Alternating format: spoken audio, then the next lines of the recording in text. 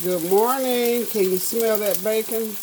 Hope y'all are having a God bless morning and hope you got something on the stove ready for breakfast. It's early morning.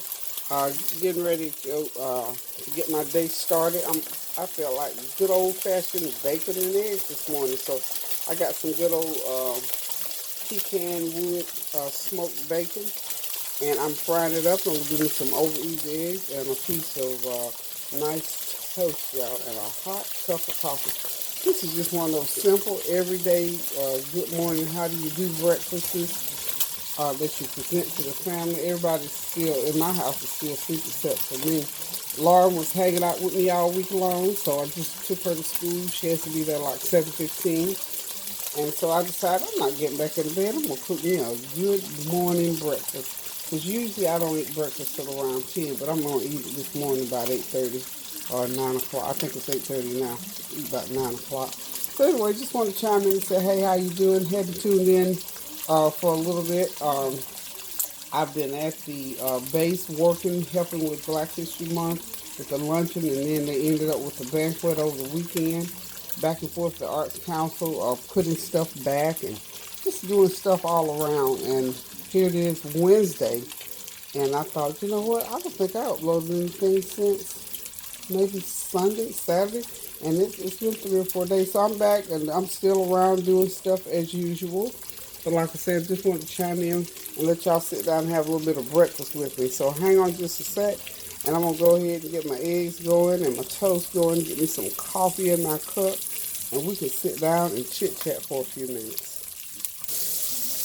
Okay, y'all, that bacon is still sizzling right along. And what I'm getting ready to do now, I've got some leftover, I made cheesy potatoes with onions, and I got enough left over. I'm going to make some breakfast potato patties with them. So while that bacon continues to cook, excuse me, that's it. I've already got one pan out. Get another, get ready to get another one. And as I was saying, I hope that you all are having a great week. You know, they say Wednesday is hump day. Look, for the last month, every day that I got up and put my clothes on was hump day for me. So this week is a little bit easier. This is my recoup week. I'm coming off of, let's see, this is almost the 1st of March. I've been doing Black History since the last week in January, so I'm coming off about 5 weeks of just work, non-stop, set up, take down. And I tell you, it's been a pleasure. I got of course, the extra work that I did was when someone asked me to help out with the Black History celebration on base, and I was real excited about that. It was a lot of work to do because it was a big event. I think in both cases we had in excess of 200 people attending the event, and for the luncheon, of course. And I may have said this to you in other videos. I'm just talking right now while I'm cooking. We had a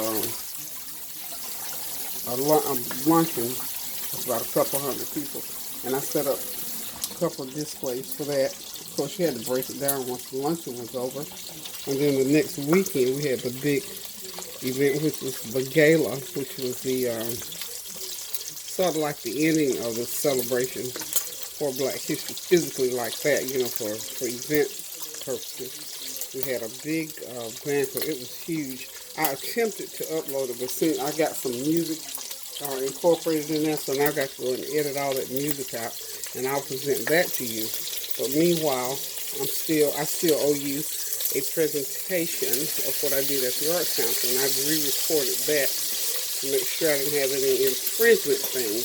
You know, on YouTube you have to be very careful not to do any copyright infringements, and definitely want to do that, especially not knowing it, since I know better. So anyway, I'm coming off of a month-long labor of love work and stuff that I just love, but it takes a lot of energy to do those things, and it takes a lot of love to be able to do it, and I have enjoyed myself thoroughly.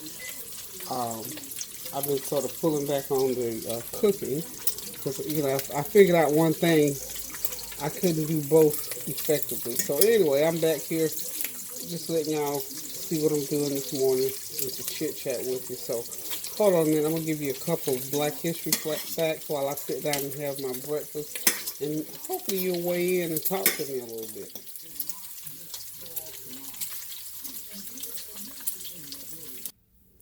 Okay, y'all. I'm going to make some potato patties. This is about a cup and a half of leftover.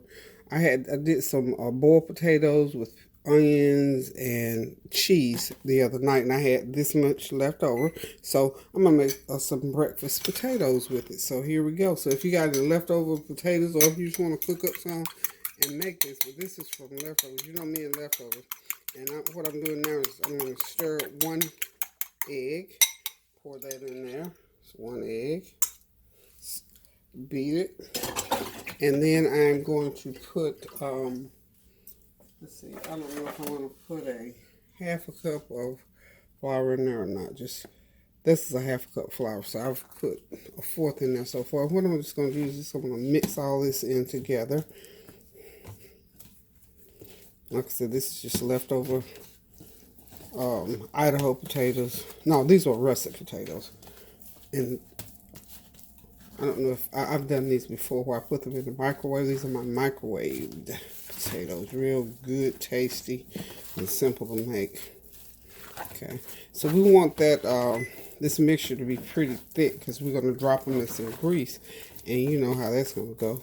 If it's not thick enough, it'll scatter all over the pan.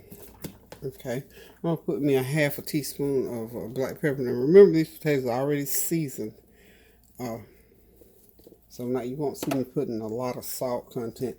And you know I'm going to add, I cook them with complete, but I'm just to pop that, about a fourth of a teaspoon of that complete seasoning, just to pull flavor a little bit. And I'm going to drop a little bit of cheese. Can't put a lot of cheese because they go in that hot grease, remember. And we don't want them scattered all over the place. So I'm going to do about a good tablespoon of grated cheese, a couple tablespoons rather of grated cheese in there. Oops, not that much. That's a good. Well, you know I got to do my good measure thing. Good measure. A couple of tablespoons of grated cheese, and just mix it up real good. And then you'll feel it.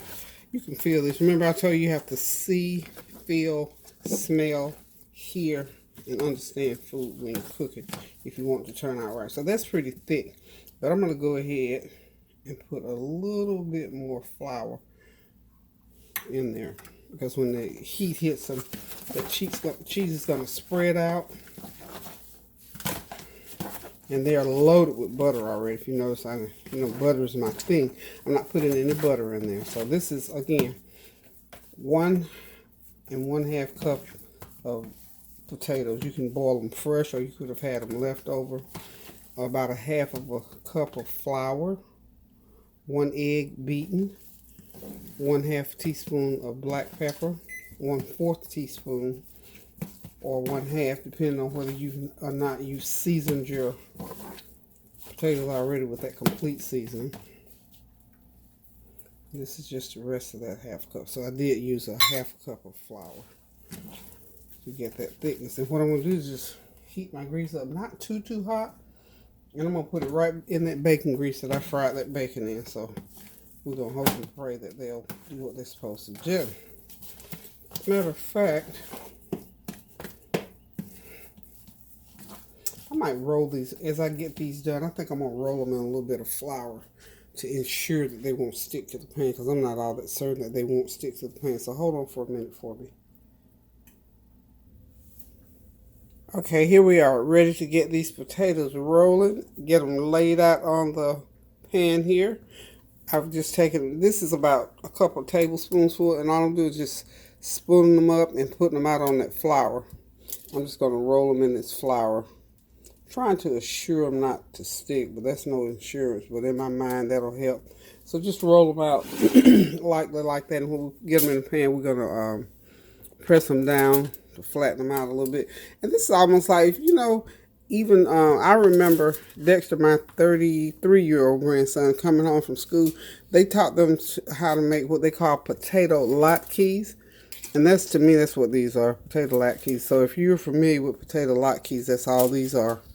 You just season them up like you want to. So I'm sure when I said that word, it probably brought back a lot of memories when those kids used to come home wanting to mess your kitchen up. The teacher had taught them how to make potato latkes, which I thought was just absolutely wonderful. I was just amazed. And Dexter became quite good at it. He still, to this day, he cooks. He loves to cook. So just get them rolled around in that flour real good. And again, the reason I'm doing this, hopefully, that they won't stick to the pan. Because I am going to fry them right in that bacon grease. So the faint of heart who can't eat stuff fried in bacon grease, I'm going to suggest that you get you some olive oil. You know, get you another pan. Put you some olive oil in it. Put you some corn oil in it. Or, you know, if it's if you can't eat the oil, once you do this to them, just throw them in the oven and bake them. You know, you got to brush them with a little bit of butter or something. Or not. You know, it just depends on how severe your situation. So, if you can eat potatoes and the flour and all that, then and not the grease, let's get every bit of that. That's going to be a big one. But there's a way to do it. So anybody that wants to eat this dish or make this dish, you can do it. Get my bacon over here. I'm about to burn my bacon up over here, trying to cook it again. Okay, so I'm going to get these going in the pan, and I'll join you in a moment. Okay, y'all, we're back. Get ready. Oh, grease is not. Make sure that grease is hot. Skillet tricked me. I switched skillets. I gotta focus. I switched skillets, so I need to let that grease get good and hot. And what I decided to do, I used a little bit of bacon grease, and then I'm using mainly olive oil to fry these in. A little bit more health conscious, but I love the taste of bacon, so I kind of got carried away with that bacon. If you could see smell what this bacon smelled like, oh my God. It just made me want to everything I cook today, I want to cook it in bacon grease. But anyway, I use a couple tablespoons of bacon grease, y'all. And then the rest, to make up a half cup of oil. In the pan, I use olive oil. Extra virgin olive oil, which is more healthy. I don't have a problem with what I eat. So at 70, I'll be 70 this weekend, y'all. So I don't want to give any reason to attach itself to me. So I think I went ahead and said, okay, health conscious Peggy, go ahead and cook these potatoes in halfway. We say halfway healthy. So what I'm doing now, the grease is heated up enough. I'm gonna go ahead and get all of them in over here. Look like I may have to add a little bit more oil to the pan. This is a big old skillet too. That's why.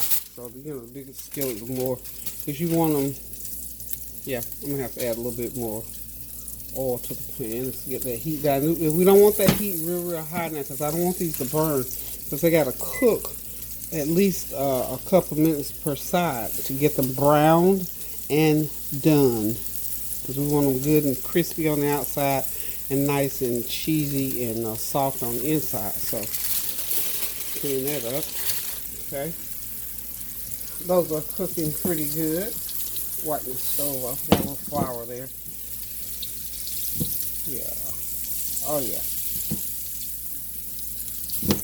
You want that grease hot, but not too hot, because like I said, I don't want them cooked too fast, because I do want them nice and crisp. I don't want them burned, but just nice and crisp on the outside. So I'm gonna cook them for maybe maybe 2 or 3 minutes per side, and they should be ready after that.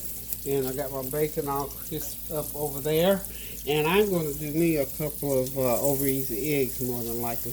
Now I'm going to flip these a couple times, and I'm going to flatten them. Just go ahead and flatten them a little bit more than I already have. And I've got them, what was that little bacon thing on there? Anyway, I'm going to go ahead and see how fast they brown. You have to really watch this. Because I'm pan frying, so you have to watch them. Make sure they don't get too brown too quickly. Oh yeah, these are browning up nicely and they're crisping up nicely. And I'm just going to lower my heat a little bit more because I don't want them to get too brown. That side there, because I'm going to have to cook them longer on this side.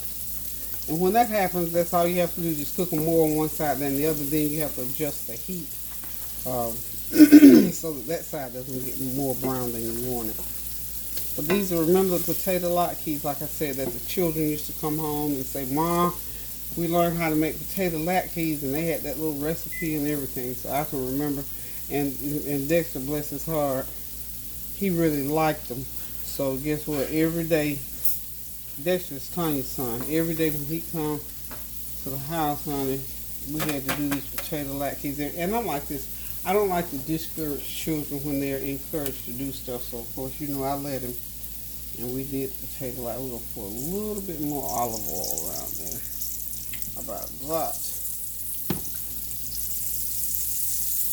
Yeah. And again, you have to really be careful to watch these because, you know, egg browns quickly, flour browns quickly, so you have to watch that heat. So I've got the heat back all the way off on these, y'all. All the way off.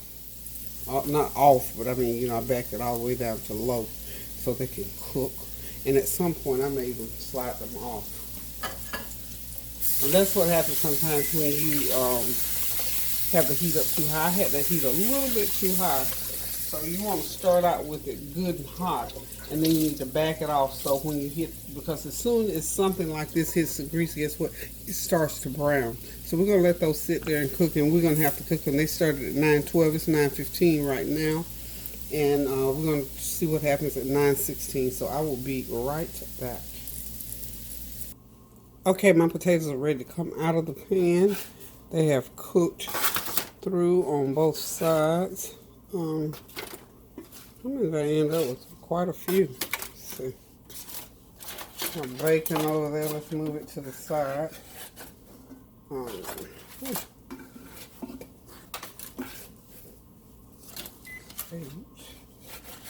Okay, good number, good number. I ended up with 2, 4, 6, 8. Good. It's good. It's quite enough for my crew. Okay, so there's the potato latkes and the crispy fried bacon. So wait a minute, I'm gonna get these eggs going in just a second. Just a second. I'm gonna get some eggs and toast going with this, and then we're gonna sit down and talk for a minute.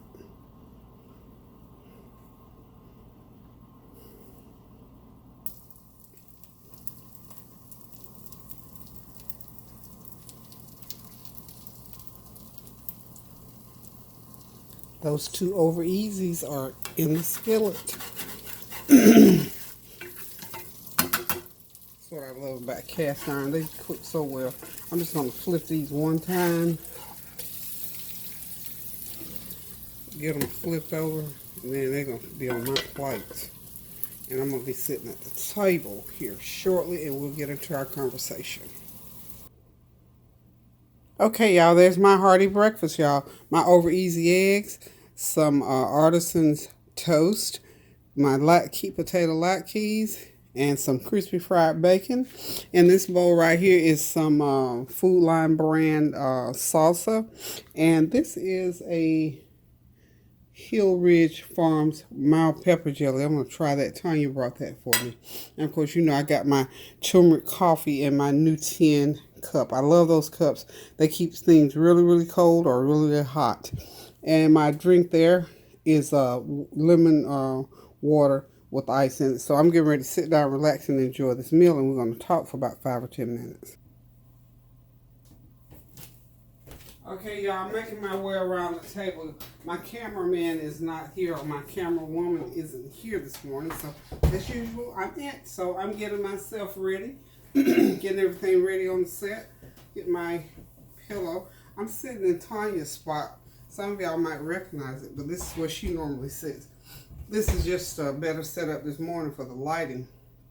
So, good morning again. Come on in. I've cooked me some breakfast. I've showed it to you. I showed you how I cooked it. This breakfast here is probably 15 minutes or less. And you'll be amazed when you try it to see it, maybe even less than that.